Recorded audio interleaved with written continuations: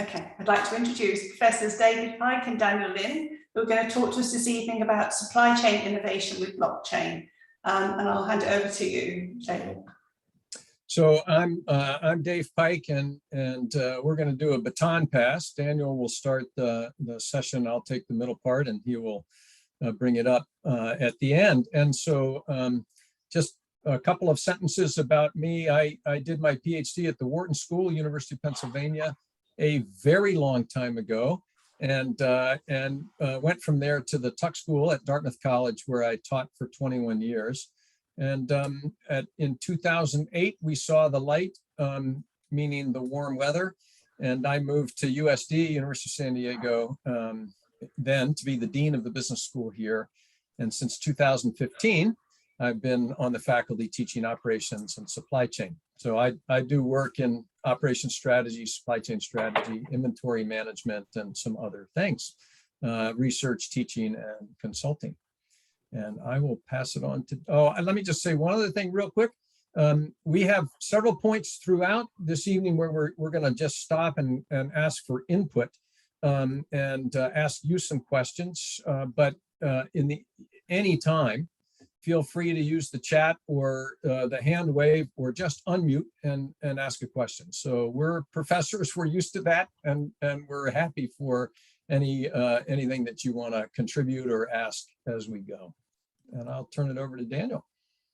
Hi, everyone. I'm Daniel Ling. I'm an associate professor in operations management and also department chair at USD.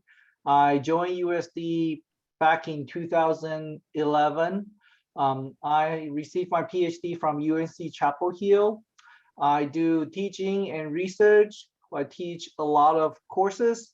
And in terms of research, I started my research interested in vertical integration in supply chains.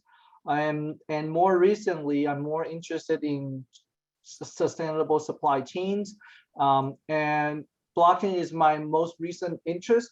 It is a very interesting topic. It overlaps a lot with sustainability as well. And that's why what attracts me into blockchain in the first place.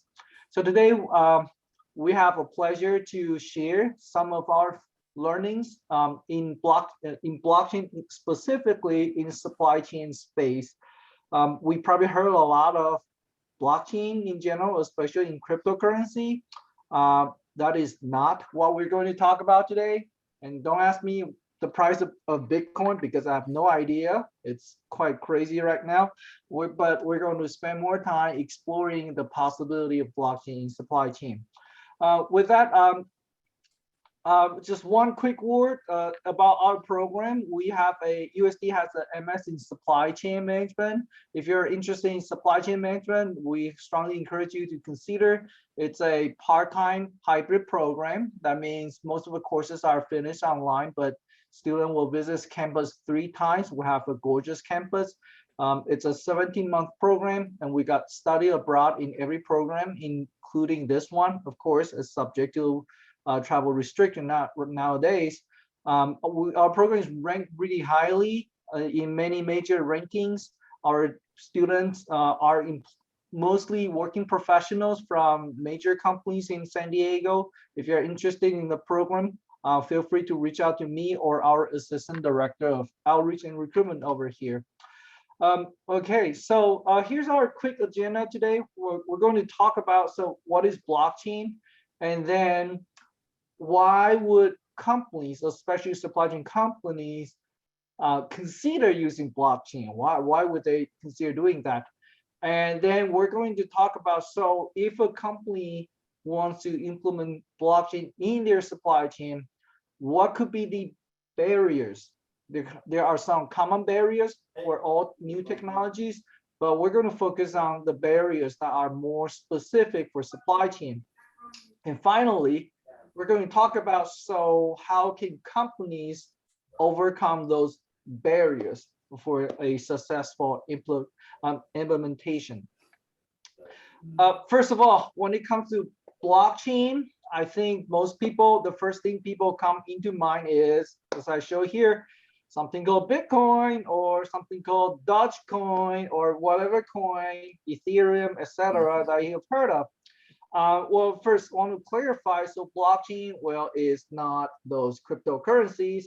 Blockchain is the underpinning technology that enables them. So blockchain is the technology that enables them, and that means you can apply blockchain technology to other spaces as well. There are, in terms of industries that people see most potential with blockchain, finance is apparently one of it, an apparent one, and supply chain is another area a lot of people believe to have a lot of potential with blockchain, and you'll see the reason momentarily. But first of all, so what is blockchain? It's a fancy technology, but what exactly it is? Blockchain essentially it means chain of blocks. It refers to the way data is stored.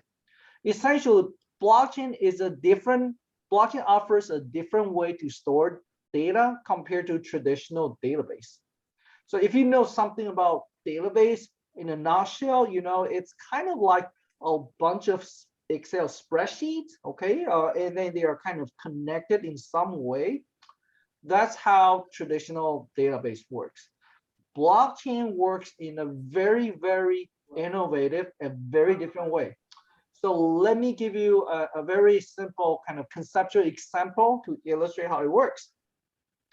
So data is stored in blocks in blockchain. That's why it's called blockchain. So imagine, let's pretend that you work for a bank and your job is to keep track of transactional data, or in other words, so-called ledgers. Okay, let's say your job is that, keeping track of ledgers for a bank. What would you do? Well, maybe you would do this. Well, this is an old days and no internet, everything's physical. So you open a box and then the transactions or the ledgers or the notes, whatever, they come in. Okay, so these are the ledgers or whatever information that you receive. You're going to store them. So you're going to put them into this box. And of course, a box has limited capacity. So at some point, the box is going to be full. All right, so at some point it's full, so you close the box. And then you're going to mark a label on this box. Let's say it's called ABC. And then you're going to open another box. Okay, and the same thing happens. You receive new transactions, new records. You put them into that box. When the box is full, you close the box, give it a label, let's say DEF this time. But you do one more thing over here. You're going to also mark the label of the previous box. Okay, so you know which box was created previously. And then you just move on. Doing the same, you open the box, put in new data. When it's full, you close the box, give you a label, also mark the previous box. So this is exactly how blockchain works. The information is stored in blocks, just like the boxes over here. And blocks are connected through labeling, simple labeling mechanism. Okay, so that's why it is called a blockchain. And what's so special about this? If you hear me carefully, you'll realize one thing. All that we're doing here is creating box, putting new information. That's it. That's one of the main features of blockchain. You only add information. You do not change it. Once information is sealed in a block, it's a done deal. You simply cannot go back to change it. Okay, this is called immutability. So that means data cannot be changed once they are written into a block. And that's one of the key features making blockchain very safe, because you cannot change it. So that's the first feature. The other feature is how data is stored. In a traditional database, information is stored in a so-called centralized way, in a sense that there's a central hub, that's your database, that's the ERP of your company, everything's there. So the convenience is, yeah, everything's there. But the downside is, if there's a bad actor, there's a hacker, all that this bad actor needs to do is find a way, phishing or whatever, to get into that database, and they own the world. They own the data. Blockchain use another way called distributed storage. In this way, basically data is stored not in one place, it's distributed in many places, many computers. So it becomes much harder to hack into, because technically you need to hack into many places to get the data. So if for that reason, it's safer. Blockchain is safer in that way. So this is another kind of feature for blockchain. So if we put those key features together, let me just summarize those. The first feature is it's so-called distributed. The benefit is there's no single point of failure. It makes it more secure. Second feature is called immutability. That means you can only add information. You cannot go back to delete or revise existing data. The third feature is called consensus. What it means is it's a mechanism to make sure that all the nodes, all the data stored in different places are kind of in sync, synchronized, so that the data is correct. Okay, so these are just technical features. So what?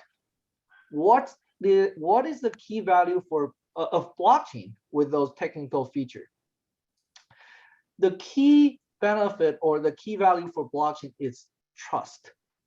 It is a mechanism to enable trust among parties that do not necessarily trust each other. So think about this, on the internet, you are interacting with so many people. Do you know those people? No, chances are we don't. And how can you trust them? How can you trust the data that come from someone you don't know? So blockchain is a way to ensure the data is correct. And it can, and that same spirit can be applied to supply chain. If you think about supply chain, most companies know probably their first tier or maybe second tier suppliers, and many companies probably do not have close understanding of their, say, third or fourth party suppliers or their downstream customers. So in this environment, when everyone doesn't necessarily know everyone, how can you trust the data? And blockchain offers a solution where you can trust the data, and that's why it is useful for supply chain in many ways. However, I want to mention that there are different types of blockchain. Some are on one extreme. Some blockchains are called public blockchain. That means everyone can be part of the network that operates the whole blockchain. The best well-known example is, for example, Bitcoin. Bitcoin is a public blockchain. Everyone, literally you or me, can use our own computer to join up Bitcoin's blockchain and then be part of it. But that is probably not what private companies or business world want. You probably don't want random person to kind of, be part of the blockchain that kind of have access. Is encrypted, but you probably don't like that. So the other extreme is so-called a private blockchain. Private blockchain, which means it's not open to public. You exactly know which computers are in the network. Okay, so there's a membership control, so to speak. Or in other words, the analogy is public blockchain is kind of like internet. Private blockchains are like intranet. Okay, conceptually, that's the difference. So Bitcoin or cryptocurrencies, a lot of them are public blockchains, but in the commercial world, especially in the supply chain context, almost all of the blockchain I'm aware of are private blockchains. Okay, so that's one major distinction from cryptocurrencies. So that's a rough, quick introduction to what is blockchain and how it works. And then the next question is, so why do companies consider using blockchains in supply chain? So at this point, I'm going to transition to Professor Pyke. So go to the next slide, please, Daniel. And so I'd just like to open it up and ask you, probably unmute and speak out if you have ideas on this. You can put it in the chat if you like. But the question is, are you seeing any companies that are using blockchain in supply chains we're talking about now, not for crypto payments, as Daniel mentioned? Or is your company using blockchain? And we'll get to all the implementation issues in a bit, but the fundamental question is why? What is motivating companies or your company to do this? And just open it up there.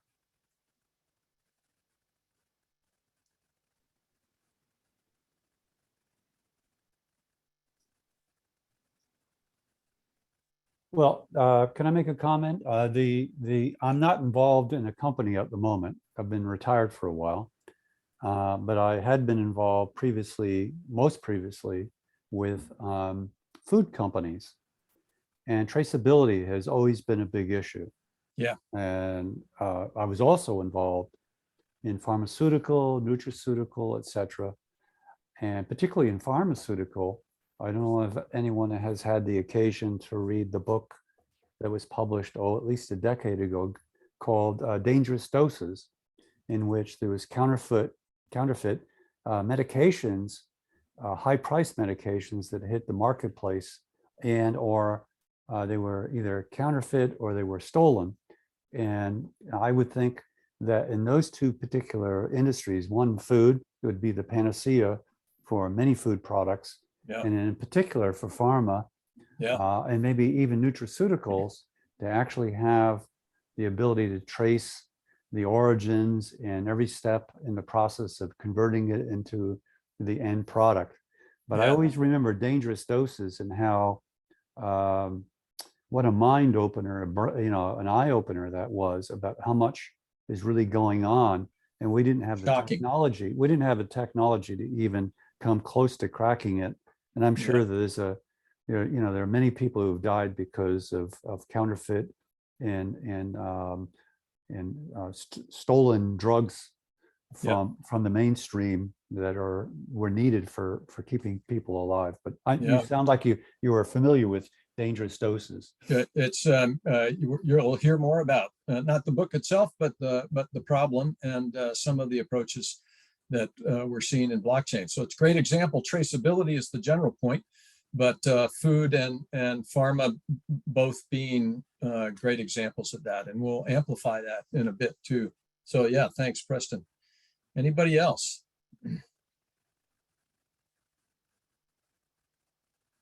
I'm going to also shamelessly chip in. We were actually working on a project that at the time was not being actually used by companies, but after our research is actually, and this is slightly on a different tone than the traceability issue, but there's a lot of demand also for just getting accurate demand forecasts in either CFPFR or trying to actually generate forecasts, especially in the crowdsourcing domain. And one of the issues that most of the supply chain managers often face is that when you have external forecasters coming to actually perform a crowd forecasting, there's a lot of trust in incentive issues. And blockchain is actually one of the technologies that could actually ensure that there is transparency, both in terms of when the outcome is realized and when crowdsources are being paid. And it is, so in terms of getting to a consensus forecast, that's also one of the applications that I've seen. That's great. Again, shamelessly sharing our research, but it's actually pitch your research. really cool ones. Yeah, that's all right. That's excellent. Yeah. So accuracy of demand forecast, particularly in a crowdsourcing. So in general, accuracy of data that comes in from other places that we don't necessarily have control over or we don't see the source of. That's a great example. Thanks, Majid. Anybody else? All right, let me go to the next slide, please, Daniel. So what Daniel and I got interested in blockchain a few years back, and the reason was as academics, we see all kinds of things over the years, and I go back a little farther than probably anybody on this call does. But so you see things like just in time, or back to the TQM movement. RFID was going to take over the world, and here comes, and then supply chain, and then blockchain, and we're natural skeptics on this. If we were trying to make money consulting and implementing your blockchain solution for you, the tone would be very different. We would be telling you that how great it is and why you should do it and hire us to do it for you. But we were kind of skeptical, is this the real thing or not? And so we started looking at use cases, which turned out to be not use cases, which turned out to be a daydream or a beta test. And then we saw more and more where companies said yes or said no. And so we started gathering lots of information, and we took a deep dive into a number of companies, and we've written about some of those we can tell you about, but where we got under the hood, and from all that, dozens of different examples, what seems to emerge is 3 fundamental categories of motivations. And the first one, just like Preston was after, was transparency of things like pharmaceuticals. And so if I'm a clinician in Kenya, I want to know whether that drug I'm giving to the patient is counterfeit or not. For that matter, if I'm a clinician at Scripps in San Diego, I want to know that. If I'm really interested in third wave single origin coffee, I would really like to know if this coffee is from that farmer in Ethiopia the way they say it is. And if I'm a buyer of high-end goods like diamonds or luxury goods like Louis Vuitton handbags, I want to know for my own kind of, I spent $2,500 for this handbag. I'd like to know that it's authentic. And in some cases, it goes beyond authenticity and goes to ethical sourcing and sustainability. So they're just large, I'll show you in a couple of slides, but a large amount of slave labor and child labor that are used in mines for diamonds and other precious minerals in Africa in particular, but other places. And a lot of people care today whether they're ethically sourced. Daniel and I actually had written a case study about bumblebee tuna, and the question there is, tuna is, there's a lot of concern all over the world, from consumers to nonprofits to communities, about sustainable fisheries, the locations of the regions where they fish. Is this tuna sustainably fished? And how do I know that from this can of bumblebee tuna? Very hard to know in many cases. And so if blockchain can provide some help with that, there's a lot of motivation. And we've seen quite a number of companies that have been motivated, and we'll talk some more about some of them. The second general category is efficiency of traceability. And so this goes back to, at one level, one of the things Preston talked about, which is food. So I'll try to get my numbers right here. It was in 2018, October 8th of 2018. There were, you'll remember this, there was a massive recall of romaine lettuce. And actually, it was the second one. There were 2 that year, recalls of romaine lettuce. E. coli on October 8th was the first reported illness from that tainted romaine lettuce. It took until January in 2019, so about 2.5 months later, before they figured out what farm and what processor the tainted romaine came from. Meantime, massive amounts were pulled off the shelf, millions of dollars of losses, because it took so long to trace where the bad product came from. In similar spirit, length of time, many of you, I'm sure, are involved in logistics and global supply chains, and the amount of paperwork and the number of handoffs. Daniel will show a graph of, or a schematic of that in a little bit, but it's just astonishing. And a lot of these shippers and truckers they're still paper-based.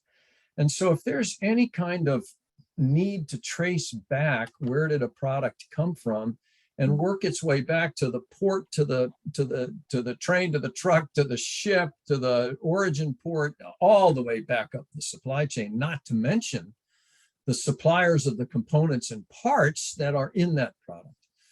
It can take a long time as people dig through locked filing cabinets and try to find things. So if we could speed that up, that could make life a lot easier for those shipping companies and everybody involved in global trade.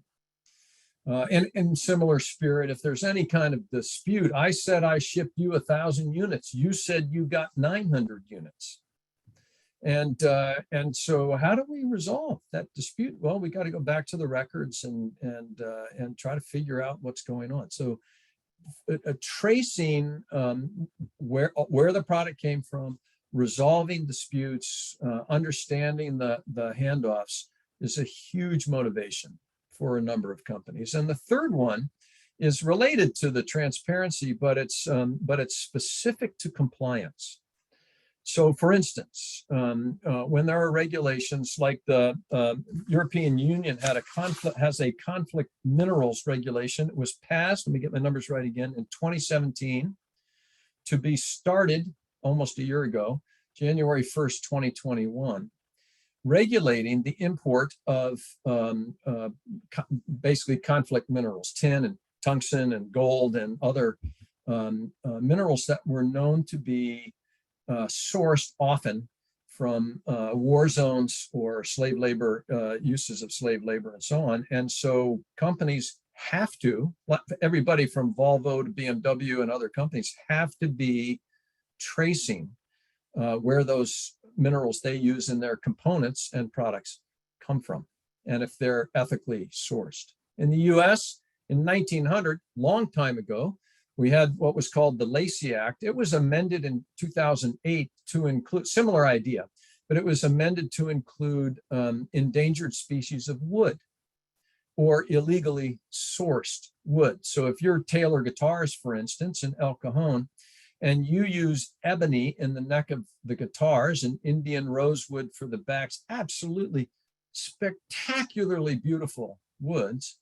but also can be sourced from illegal plots of ground, regions in Africa, India, so on. And you can be liable. In fact, in 2012, Gibson Guitar Company had to pay a $300,000 fine because of non-compliance with the Lacey Act.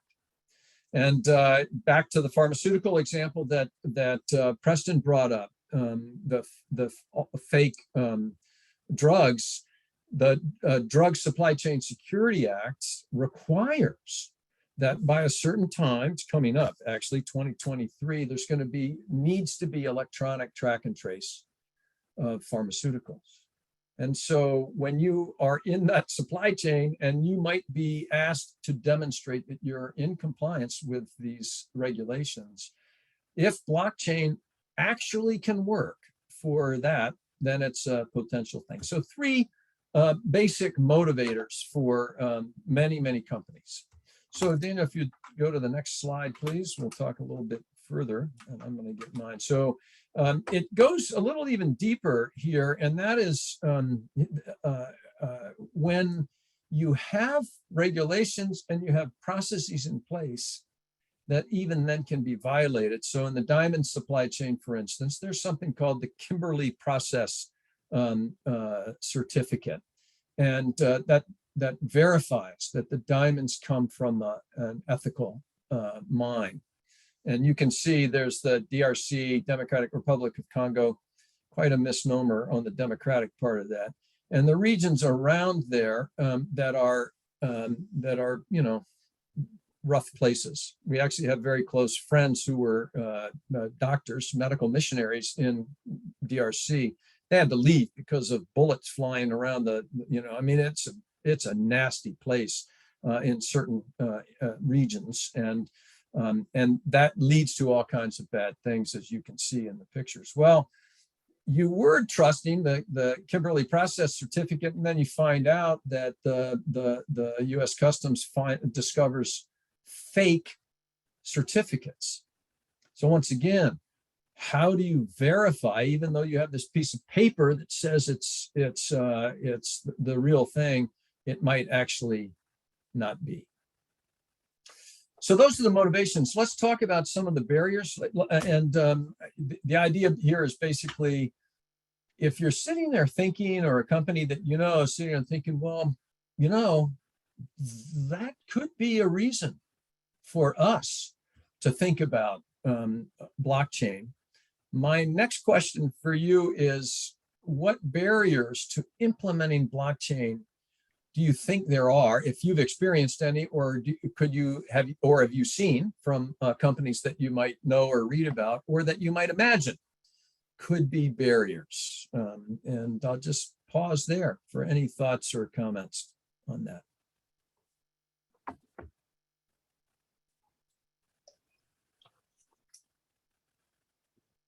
This is Preston. I'm not sure this is a good fit to your question, but it's kind of like is on the edges. But earlier when we were talking about pharma and dangerous doses and food, another one popped in my mind, and I've worked a lot in aerospace and defense. It's ITAR, A-T-A-R, all in caps. ITAR prohibits anyone who has touched or comes in contact, but be it manufacture, transport, redistribution, or whatever it may be, of an ITAR component, because it's considered sensitive as a military item, etc. And it seemed to me that blockchain would really be something potentially useful. Now, I haven't thought through all the ramifications, but because there are a number of components that are used, for example, in aircraft, that are used in the commercial version and the military version, but I would presume it would only apply to the ones using the military version. But it seems to me that's really wide open, and it completely, that is a major jump in usability of blockchain. That's a great example. We hadn't thought about that before. Amit, who's on our call here, here's going to make a comment in a second, runs a really active business innovation center and challenge, and helping students think about starting companies and so on. I remember sitting in as a judge or mentor, I can't remember, on one of the companies who was doing something, I think it was in solar energy. And somebody in the room said, you might want to be careful about ITAR because of the components that you're thinking about using might be subject to the restrictions for export. And so you have to be careful about that. I was like, whoa, right. That's a pretty good, I'm really glad they said that, because the students had no clue about that and could have gotten on the wrong side of the regulations. So that's a great example. Yeah, right. I'm in. Because the ITAR component rolls back to the parent. That's right. Yeah, and you don't often know whether, well, if you're in a defense company, you know, right, we're going to sell this product, but to Saudi Arabia or Israel or whatever. But if you're a student in the engineering school working on some kind of cool solar idea, you might not know what's that you could be running up against export regulations. So yeah, that's a great one. Amit.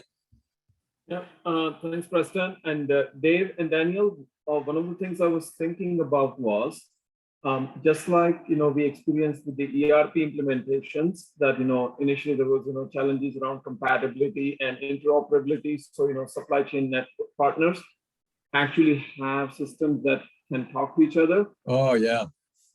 Is this also a case here where there are, network effects where, only when your entire supply chain adopts it, then the benefits sort of, become bigger?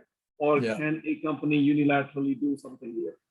Well, you'll see a little more about that in a few minutes. It's a great question, and thanks for asking it, because you lead it right into some things we talked about. But the interoperability issue is a big one, and I think that's actually on my next slide. But so I use one system, you use another system, and we're going to try to put our information on blockchain.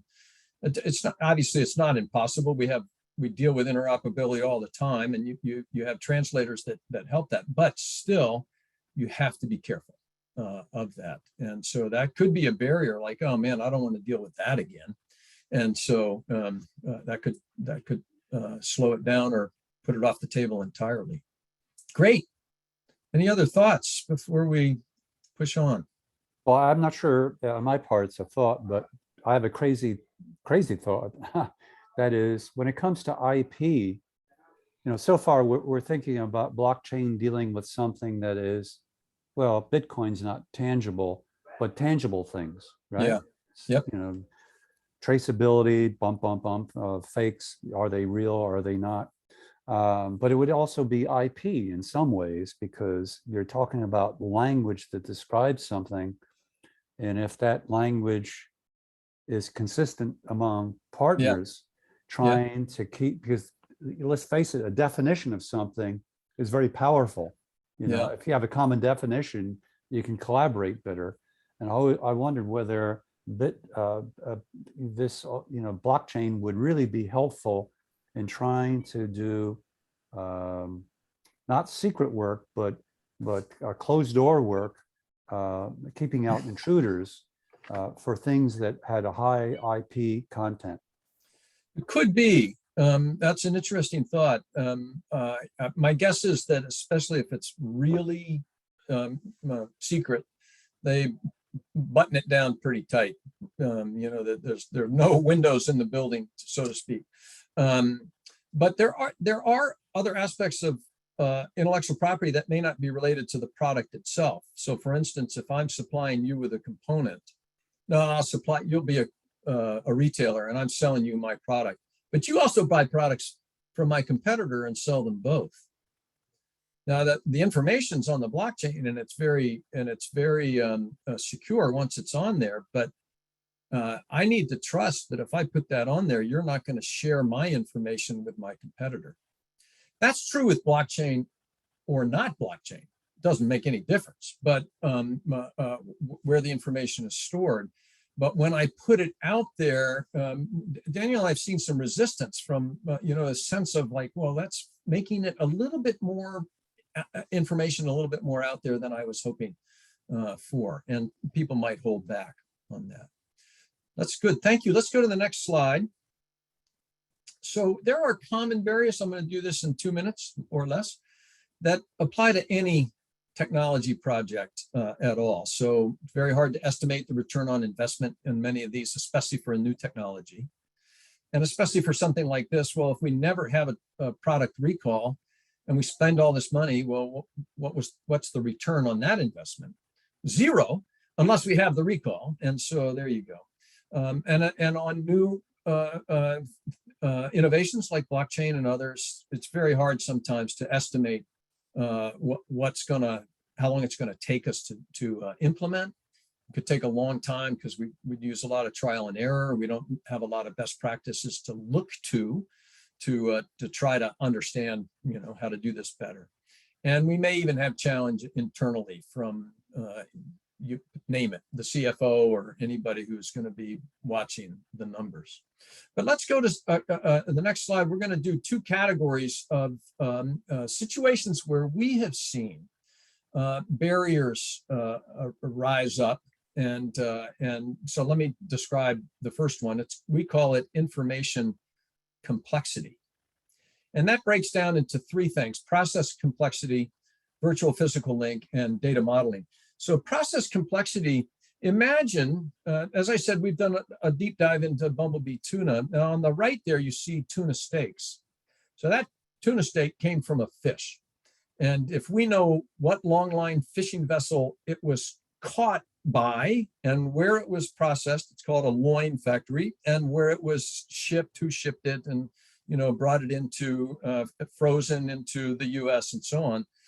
We know where it came from. We know the location, the fishery it's called, the ship, and so on. But the can is a different story entirely, because that has tuna in it mixed from a bunch of different sources. Not different regions, but it could be off of different vessels and different fish. And so I might not have any idea, because the process complexity of mixing all these different individual fish is high.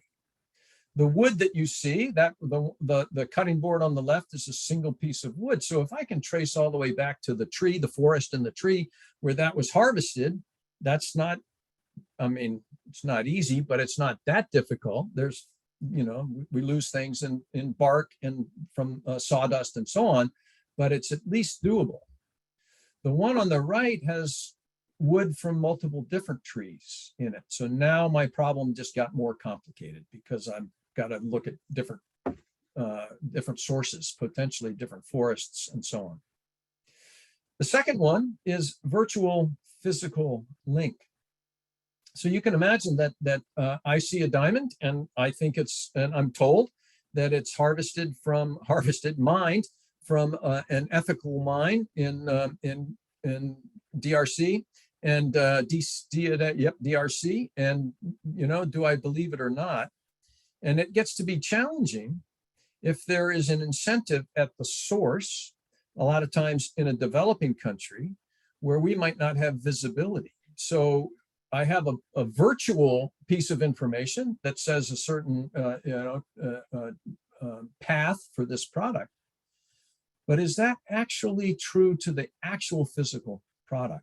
So Taylor Guitars wants to know, where did that ebony piece of ebony come from? Was it legally harvested in Cameroon or from an illegal forest? And that's it's hard to handle that in many cases. And the last one is diversity of data modeling. I think this was coming up in Amit's question. I might call a Fuji Apple product XYZ. You might call it product 123. And so we just talk about data differently. Again, it's not impossible. We have to make that translation. So one big category of barriers, information complexity, can be a problem for companies trying to implement blockchain. Let's go to the next one, which we call supply chain buy-in.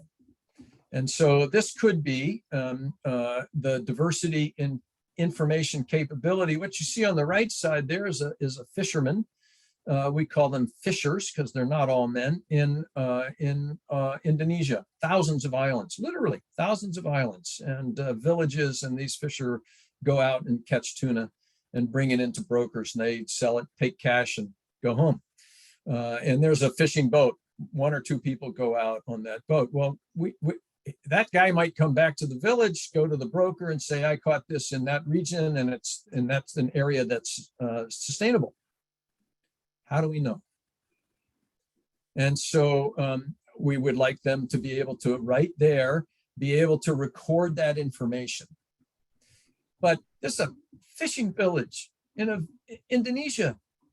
And are they going to have an iPad or a smartphone or a laptop to be able to record that, and a barcode and everything else to record that information?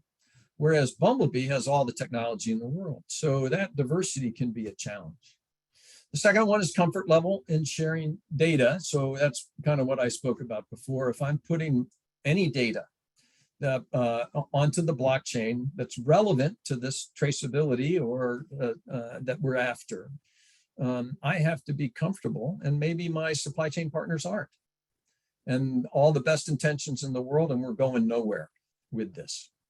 And the last one is size of supply chain. And so the broader the supply chain, like in fishers, where there are thousands and thousands of fishers that supply Bumblebee and other tuna, or deep.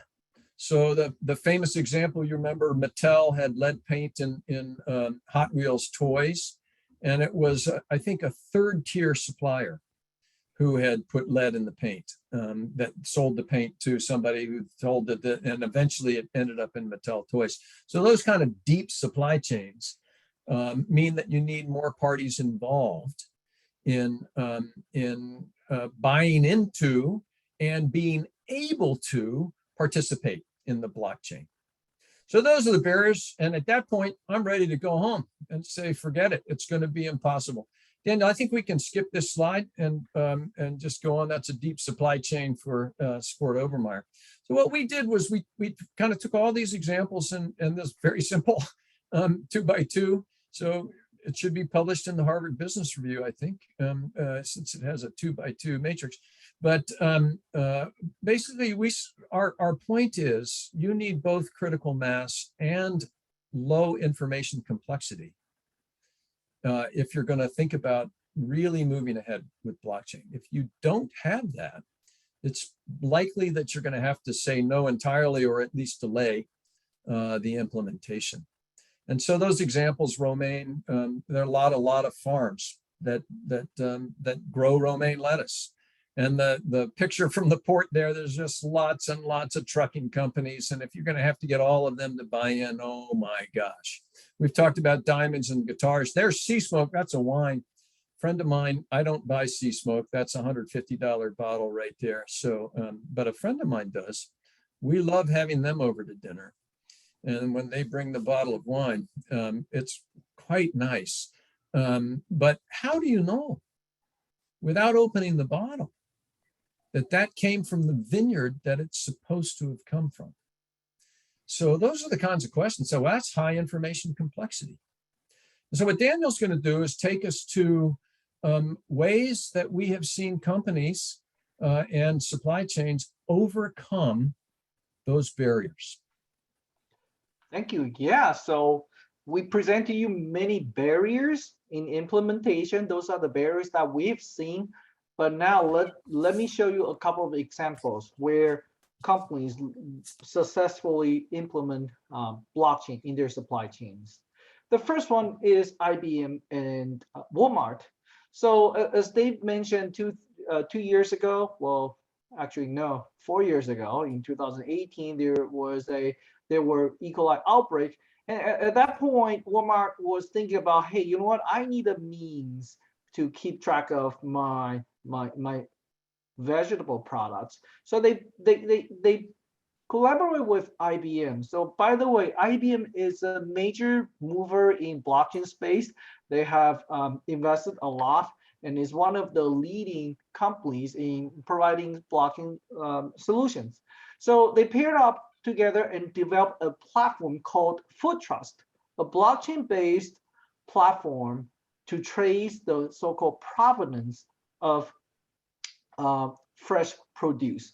So Walmart announced in that year to I think 200 of its major fresh produce suppliers, basically saying, hey, you got 1 year, and a year from now you're going to put your data on this blockchain platform, okay? Because, well, for transparency, if you want to do business with us, you're going to do that in a year. Okay, so Walmart was a major proponent for blockchain in using this platform. And the idea is, if we can have our transaction data, okay, or the traceability, the movement of goods, of the data on our movement of goods, all on this platform, one single platform, then next time if we have E. coli outbreak or whatever, we do not need to destroy a whole batch of produce, because blockchain allows us to identify in seconds which supplier is causing the problem, and all we need to do is to go after the products from that specific supplier. And right now they don't have that capability because they cannot tell where each product comes from. They all look the same, romaine lettuce in the end. So that's one, and that platform has been online for at least 3 to 4 years right now. It has grown substantially. Now many major retailers, Walmart, Carrefour, Albertsons, they're all on that. These are just retailers. There are many, of course, their suppliers are also on this platform. So that's the first one, Food Trust. Another example that is coming up is in the shipping industry. If you have any, I believe many people in the room have experience with the shipping industry. And according to one of my students, he said, well, when you ship something with them, you know, it's kind of like your goods is entering into a black tunnel and you just keep your fingers crossed. One day it comes out. So the problem is, in the shipping industry, there are so many handoffs. And there are so many people involved in the whole journey. So what I'm showing you here is an example of different handoffs in the shipment process. The point is, there's so many people. And a lot of those processes are still paper-based because paper is the kind of common denominator across the world. When it comes to international shipping, we're talking about there are many countries that are not equipped with the state-of-art technology. So you know what? Paper is still the most convenient one. And you can see all the challenges with working with papers. So that's a challenge with the shipping industry. And of course, the industry sees that. So back in 2018, Maersk, the #1 shipper in the world, again, paired up with IBM, basically come with the same idea. Hey, you know what? Why don't we develop a blockchain-based platform where everyone in this industry can put their information on, and so that we have transparency that makes everyone's life much better. So they did that. They launched a platform called TradeLens back in 2018. And now the platform has grown substantially. At least 4 out of 5 top 5 shipping companies, which covers at least 60% of the shipping quantity in the world, is on this platform. And also once their transactional data or the movement data is there on the platform, it benefits the customer apparently, because ideally it's like FedEx. Okay, you can know where exactly your product is. And not only that, it's for everyone, not only for customer, but also for everyone in the supply chain. They have that transparency and also efficiency, because now it's not on papers.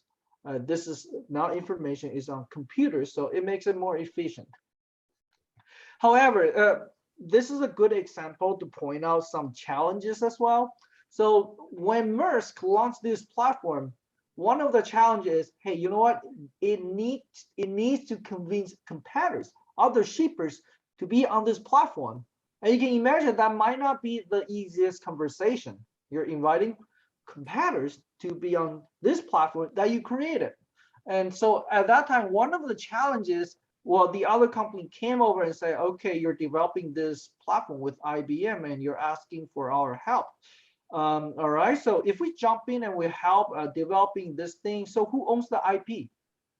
Well, Maersk says, well, it will be us because IBM developed this whole thing with us, so we own the IP. And of course, other companies are like, so you're asking for our help and you own the IP? I'm going to think about that.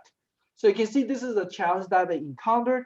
And also another thing is, right a few months later in the same year, one of the other shipping companies also launched another platform with exactly the same idea. So at that moment, we're looking at 2 blockchain platforms launched by 2 different shipping companies with the same idea. And they're kind of like competing on each other and compete on grappling other companies to be on their platform. It's literally a turf war at some point of time. So that kind of highlight one of the challenges in launching this kind of industry-wide platform as well. Another very well-known example, as Preston mentioned, is counterfeit drugs. And this is an example called Avastin. This is a cancer-curing drug. So it's important. It's life-saving. And unfortunately, there is a lot of counterfeit Avastin out there, even in the US. So back in 2012, the FDA actually sent out letters to 19 doctors and clinics, basically saying that, you know what, do you know that you're giving fake drugs to your patients? So they discovered that, and of course, those clinics and doctors are surprised. Oh, I don't know. They're fake drugs. I don't know. So they actually look into what happens. It turns out that those fake drugs they all come from the same distributor. And the reason why clinics and doctors are buying from that distributor is they're selling the drug at a lower price. It's a pretty expensive drug. For an authentic package of that drug, it costs around a little bit more than $2,000. But if they buy from this distributor, it's about $400 cheaper. So there's a room for profit. So they bought it there without knowing it's counterfeit. Basically, those fake drugs, they're just they're made of cornstarch. So they are not really detrimental to anyone's health. They just do not have the medical effect that you expect. So anyway, so at that point, they start to look into the supply chain of fake drug, and they're trying to figure out, so how did this fake Avastin come into the supply chain? Which part of the supply chain they started coming? Where do they come from? And then they realize it's a really hard task to track down the source of those fake drugs. We bought it, they were stolen in the US. At some point, they trace it back to UK, and then from UK, they trace back to Sweden and all the way through many countries. Eventually, they found out it's from Turkey, but that's not really the source. It's simply because the data, they can only trace the data up to Turkey. And that's not the source. So still, we don't know where it comes from. But this is an example to show you how complicated the supply chain is. It's so hard to keep track of things, and because it's international.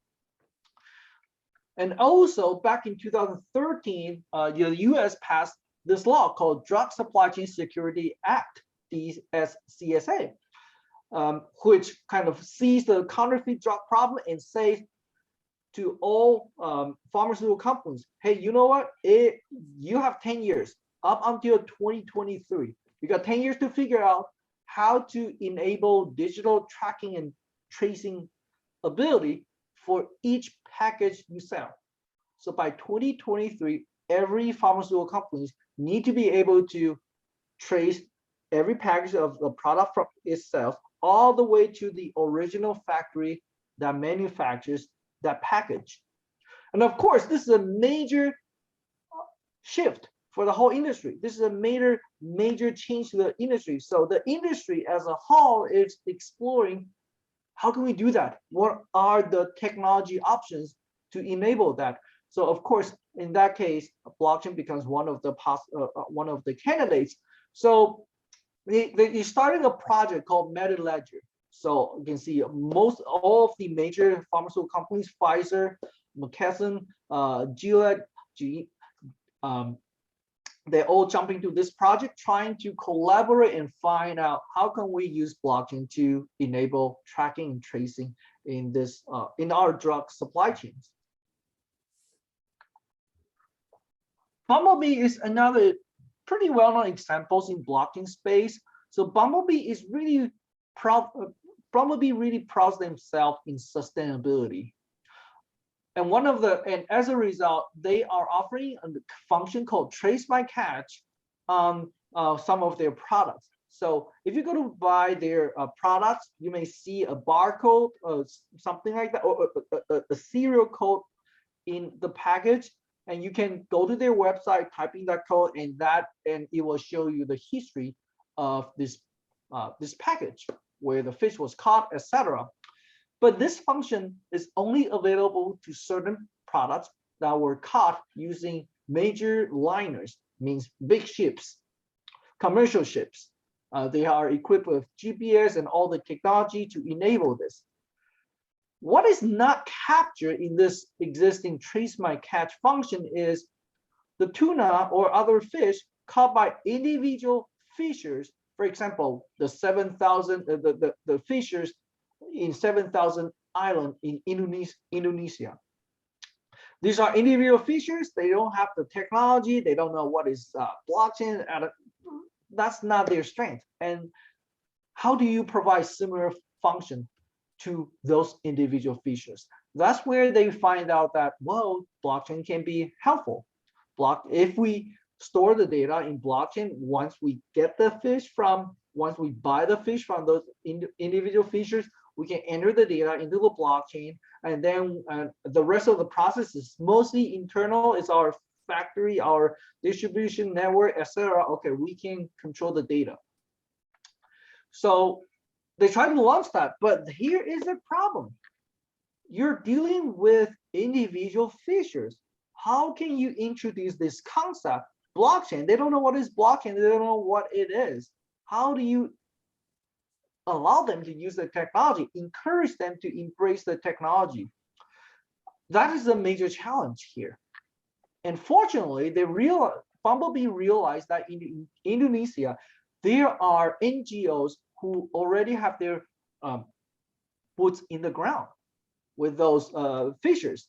So they find out that there's an NGO called NDPI who has been connecting with those villagers and helping them improving their technology, their livelihood. So Bumblebee partnered up with NDPI to develop a software and also hardware and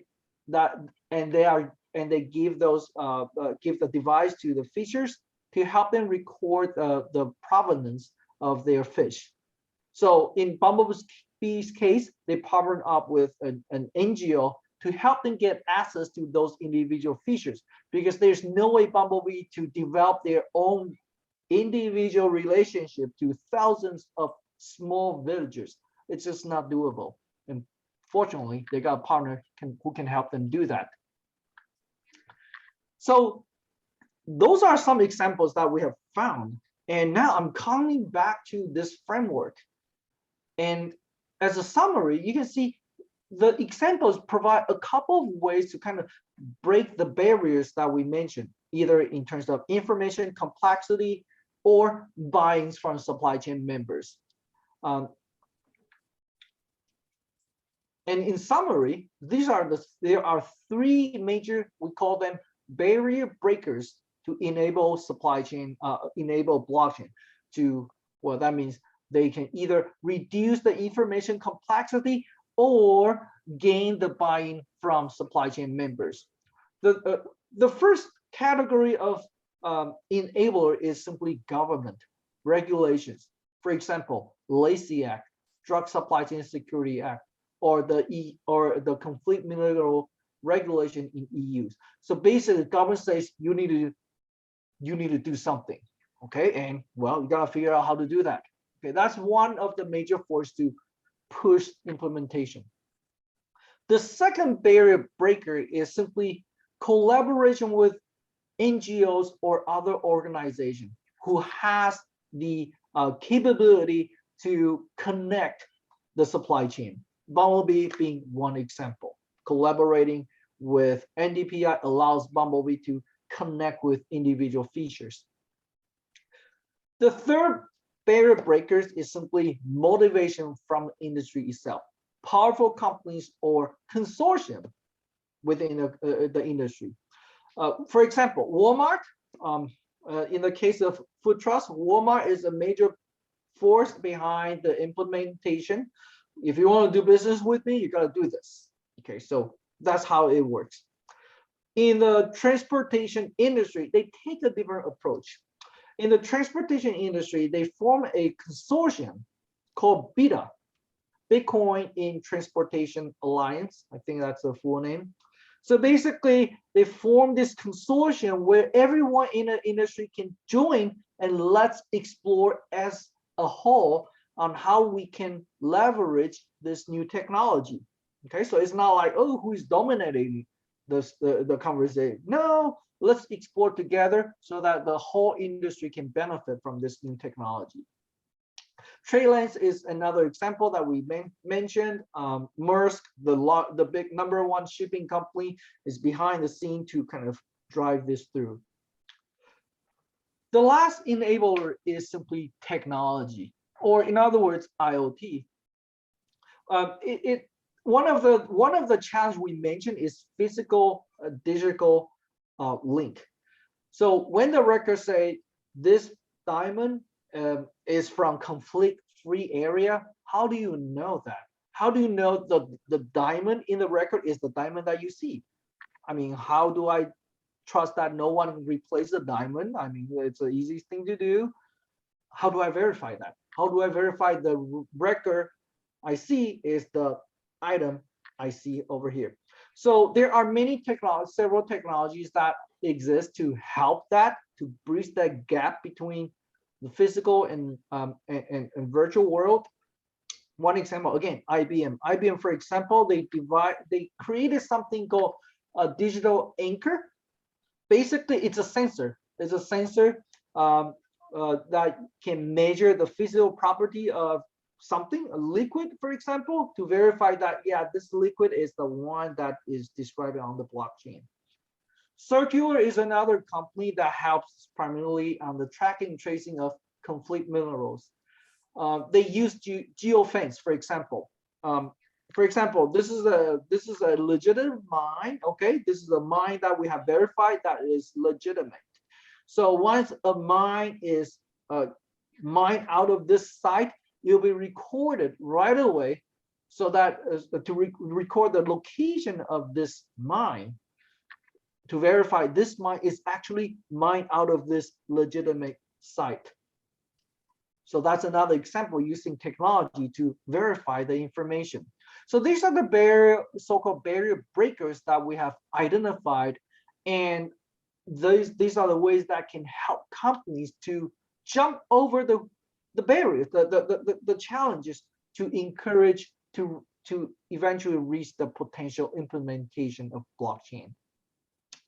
Yeah, and that's basically our presentation. We showed what is blockchain, why companies want to consider using blockchain, what are the challenges, and these are some recommendations or ways to encourage implementation. Okay, so with that, I'm going to take a pause. We're also at time. I'd like to open the floor to everyone for any question you have. Well, it's not a question, but a comment. This is one of the best presentations I've seen, or the best, on blockchain, period. And I really appreciate you and your associate visiting with us tonight and explaining that. And so, thank you. yeah, Thank you. yeah, you hit it spot on. I mean, really spot thanks. on. Thank you. Yeah, thank you. Thank you, Preston. I also have to agree with Preston. This was a great presentation. I do have a question going back to your example with Maersk. You had mentioned that after they did they partnered with IBM to create the trade lens, their competitor had created basically like the same platform for their own company. I forgot what was the name of the competitor, but and then you said that they were kind of just like competing now on who, like, their suppliers, I guess, or their customers also entering this blockchain. So I guess my question to you is, I thought that like the blockchain code was kind of written in the same way. So I don't see how they can't just, how they're competing against each other when isn't it beneficial for more people for more of these companies to actually be on the blockchain? I guess I'm just confused with the whole concept. I see. Well, in order to make the platform works, we essentially need everyone in the supply chain to be on this platform. And the concern for a shipper to be on multiple platforms, there are a couple of concerns. The first one is trust. Do I trust this platform at all? Because I'm going to put a lot of information here, and also my competitors are going to do the same. And by the way, this platform is operated, kind of owned or operated by one of my competitors. So there's a lot of trust issue over here. I may not want to put my data in. If possible, I would like to put my data in as little number of platforms as possible. That's one of the major concern I think at that time. And also there is a cost, which is not a major issue, relatively not a major issue compared to the one I mentioned earlier. So that will be one of the consideration, I think, as a result of the competition. It's really trust. Can I trust the platform, and who's really operating it in behind? I will add that if you sell to Walmart and you sell to Kroger, for instance, and Walmart has their own system for dealing with their suppliers, and Kroger has their own system. Now, as a supplier to both, I have to deal with both. And so if I'm a trucking company or a shipping company, and I'm going to deal with companies that are on the Maersk system and companies that are on a competitor system. So that's one of the things that gave rise to the BITA, Blockchain and Transport Alliance, is that instead of it kind of being owned and controlled by one or a few companies, that's where, as Daniel said, that consortium idea is a lot slower, because we all have to agree on the standards, what the data structures are going to be like, what are the processes for admitting companies to this system, and so on. But once it gets rolling, and that one did, so you have hundreds of companies involved, all the leaders are involved, because it emerged from the group, from the consortium, rather than being pushed. Walmart's in a different situation, since they own their supply, not own, but they can control their supply chain by being so powerful. So I don't know, did that help? Did our answers help there? Oh, yes, for sure. Thank you so much. That definitely clarifies my question. Great, thanks. Just a comment. It seems to me that we really need a standard. I'm probably tipping off my age. Remember the good housekeeping seal of approval? We need standards in which you can go to something and see that that item has been subjected to this level of tracing. That's exactly right. And of course, different industries are going to look different. That's right. And so those kinds of standards and just these private or consortium blockchains, you can't, not anybody can join. And so how do you admit people or companies, and what kind of information gets shared, and what data form does it come in? All those things, incredibly, I'm going to offend somebody here, but for me, boring. Then, who wants to do that? But somebody's got to do all that blocking and tackling work, not to mix too many metaphors here, but somebody has to do that, and a consortium can do that, or an external party, like I guess you could have and that's where, as Daniel said, IBM is really good at this stuff. SAP is good at this stuff, and so they can help for sure. Amit. Dave, a question for you and Daniel. Blockchain in a way makes it possible to track and sort of trace, right? So that's the advantage. But there might be cases where some companies might not want that level of visibility, and would that sort of prevent them from sort of willing to be part of this? Yeah. So I mean, take the obvious example. If I run a trucking company that is illegal, or does unethical practices, I don't want any part of this thing at all. Right. So that would be an obvious one, but there could be plenty of other examples where it just, the resistance would be so high that it's a break in the link all the way back. And at that point, that's why supply chain buy-in is one of our key things. If you break the link, it becomes essentially useless. So, yeah, just a quick question here about carbon. Okay, carbon emissions. One of the negatives that you hear, and I haven't really read any deep explanation as to why there's so much carbon, and that the computing required to keep a blockchain alive is considered fairly high, or I've heard that it is high. How will those providers of the services for blockchain combat that? I mean, what's going on? Yeah, I can take that one. That's a good comment.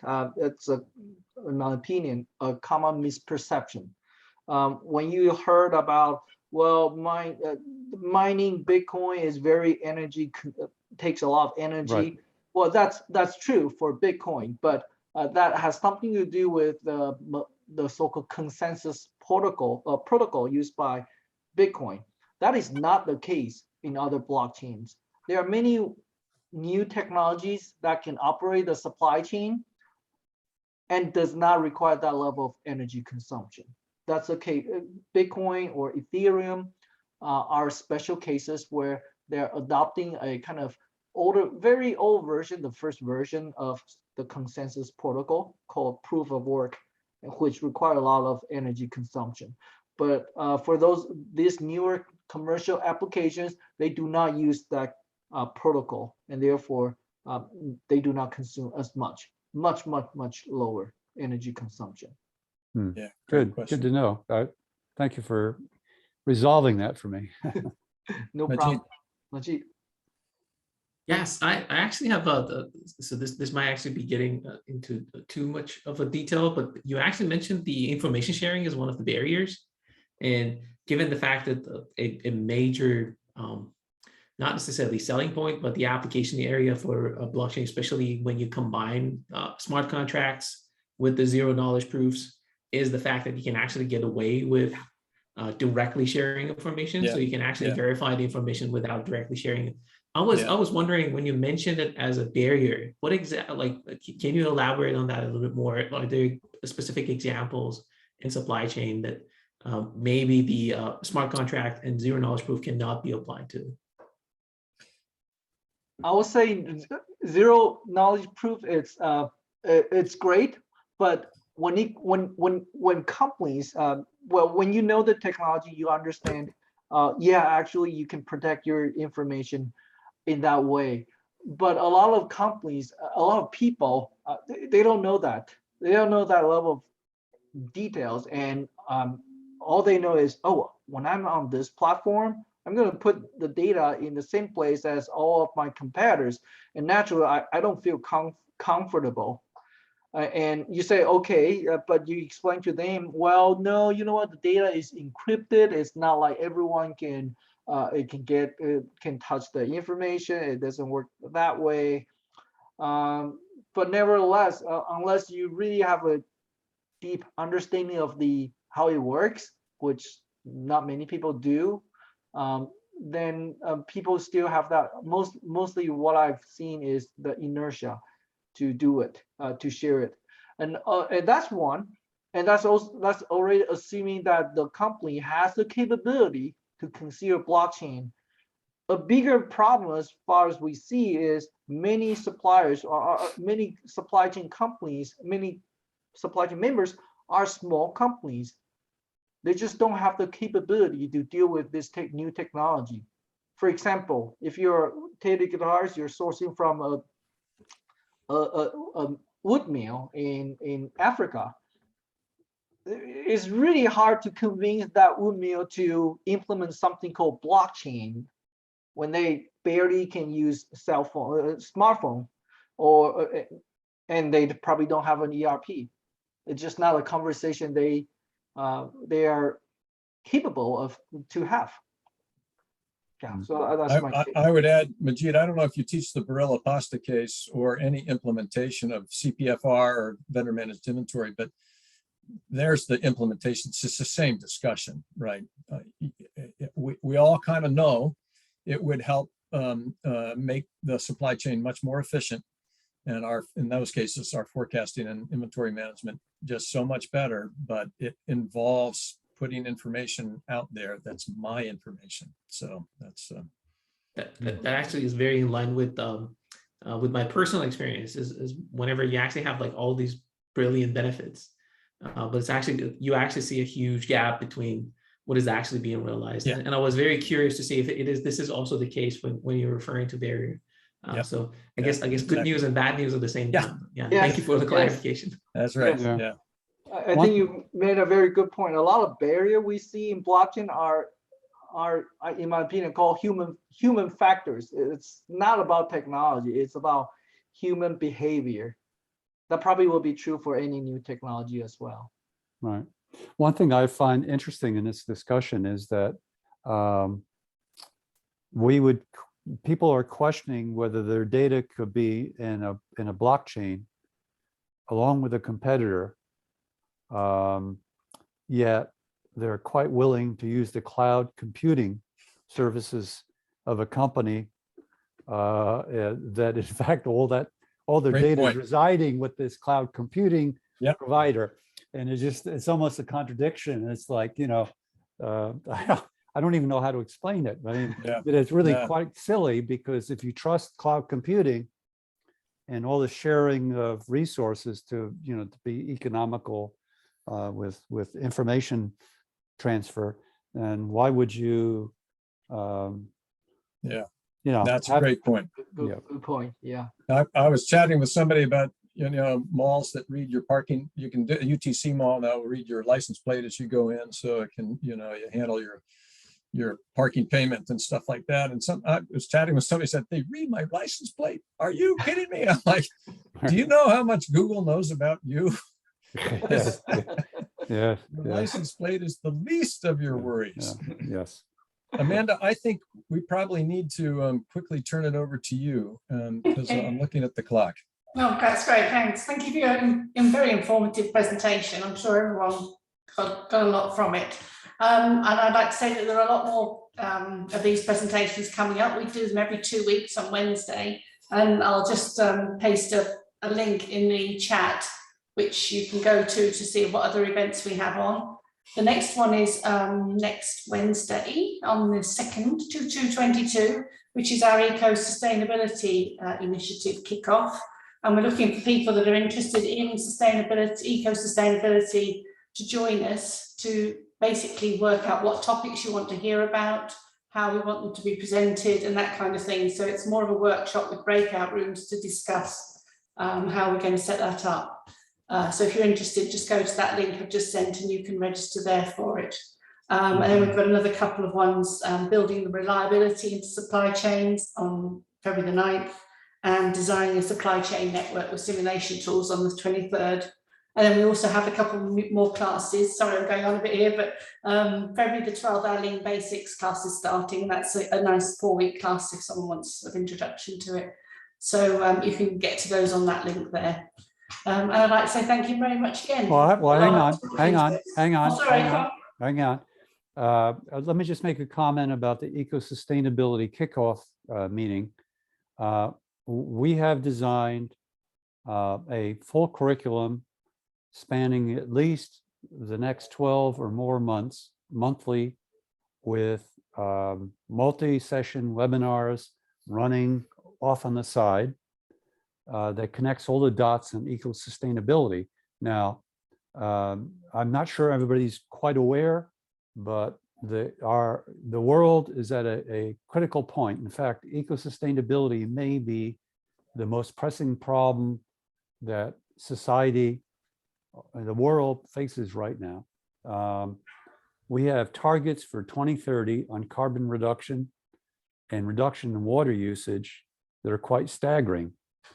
And the supply chain professional, including folks, every supply chain has a node on the network, and that node is a manufacturer making parts, and either they are a supply chain master or they are they're a contributor, they're upstream supplier to that master. We all make massive amounts of carbon.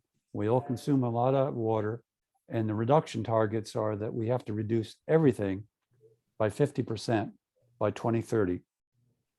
Now, the global 500, which 80% of them subscribe to an organization called the Carbon Disclosure Project, understand that, and they are compelling their suppliers at least level 1 to present carbon reduction plans.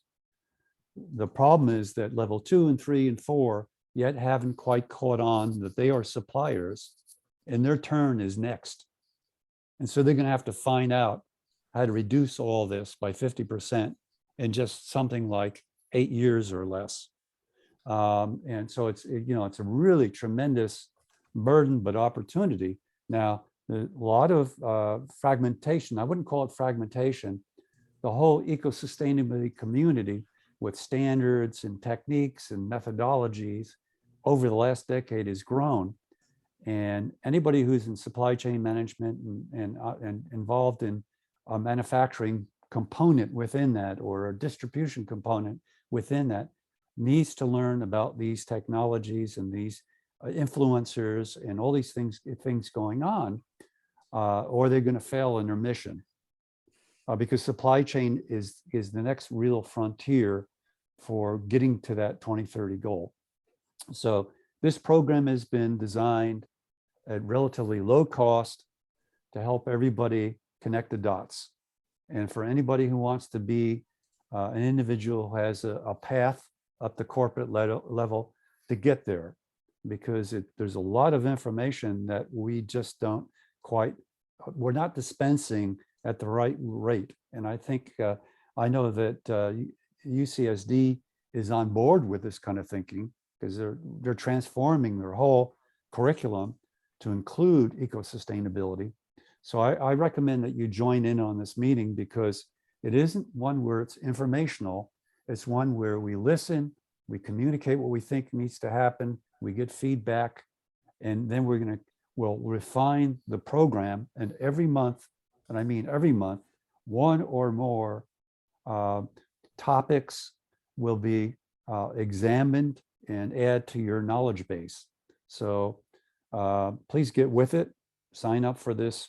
And again, it's a bit different because this is where you have a democratic voice saying, this is where I'm at right now. This is what I need, help me. And we can confirm that what we've got programmed, at least provisionally, matches that. And if not, we're going to make amendments. So don't forget to sign up for this eco-sustainability confab, this workshop that's going to occur early the first Wednesday in February. Okay, I've taken more time than I probably Thank you, deserve. Preston. That's great. Thank you. All right. Thank you. Thank you you. all. Thanks again. Thank you, Nice to everybody. meet Thank you you very all. much for Thank you, coming. everyone. Have a All great right. Good evening. night. All right, You you as knocked well. it out of Have the a good one. ballpark.